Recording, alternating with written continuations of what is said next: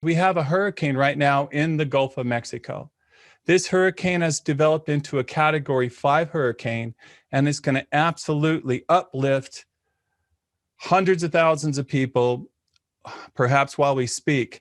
This is a couple days off of our Hurricane Eta. This is Hurricane Iota. And guess what? It followed the same path. It followed the same path. And it's a Category 5 hurricane. We had water up to our ankles in some of our homes, probably worst case scenario up to your shins. With just a Category 1 or 2 hurricane, you're going to have water at least up to your knees and waves bashing in against your waist, and you have your children home. And guess what? You don't know where to go, and you don't know how you're going to get there. Look at this map. Here are our 3 locations where we evacuate to.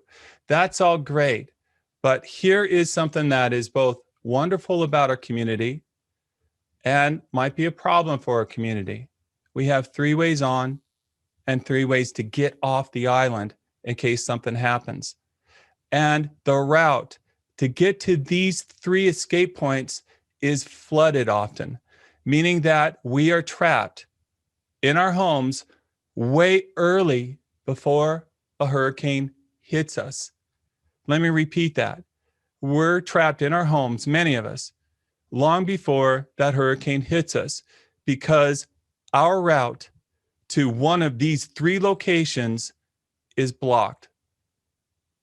So we have to do better. Let me just show a little bit more here. This is Overlook. This is Snell Isle. This is pretty much out of commission if we have a flood.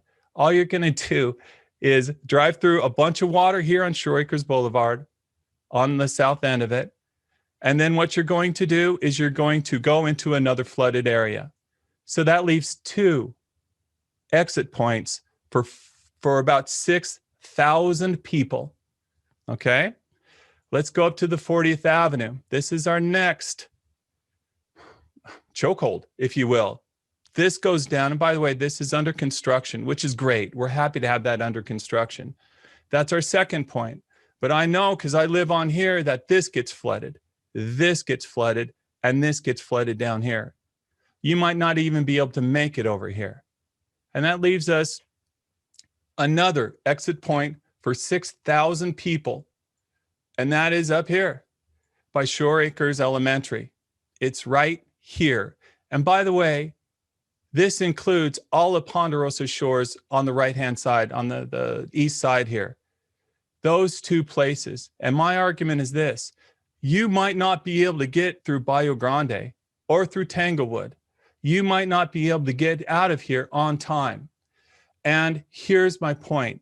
Shore Acres is uniquely needy to get an evacuation plan that is simple.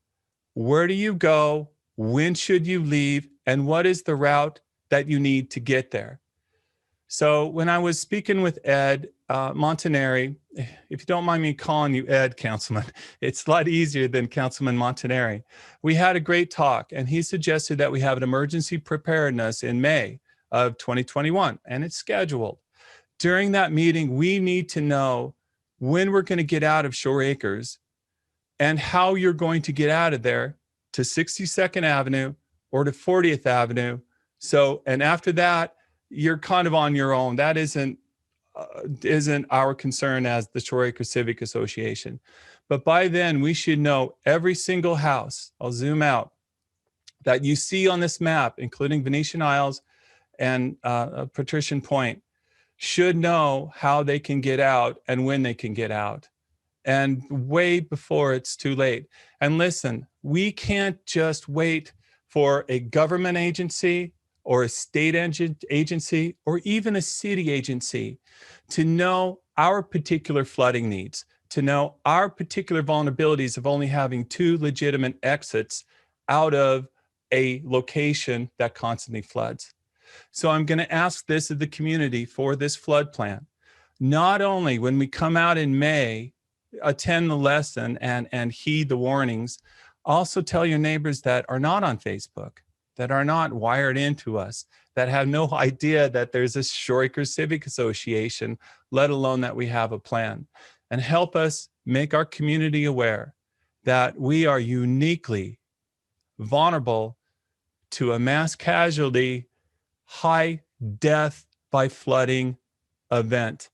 And we are totally unprepared for it right now. If we do this and we make this plan, if you want to get on the committee, send me a note and you're on the committee. If we do this right, then we get safely off the island and we can still communicate through our social media and we can help each other out when we're out there and we can tell each other where to go. We can even maybe even offer each other homes and help. And we can all get together and we can pray for all the people that stayed and didn't heed the warning, but at least we gave them a legitimate option to get off the island through one of the 2 points of egress that we have for us. There you go. That's why I wanted to start this meeting off, because you lost property, I lost property, I got flooded too. But nobody died. Nobody even probably has a rash, right? And I know your house smells probably like my house smells. And I know you're having to have a big garbage pile and dealing with insurance companies and all that. But if we don't do something now that we all realize that a post about who's going to evacuate isn't a joke anymore, and that you all know, everybody knows on the island of how to get to their evacuation point, we'll be okay through this. And if we don't plan, nobody's going to plan for us because we're so unique.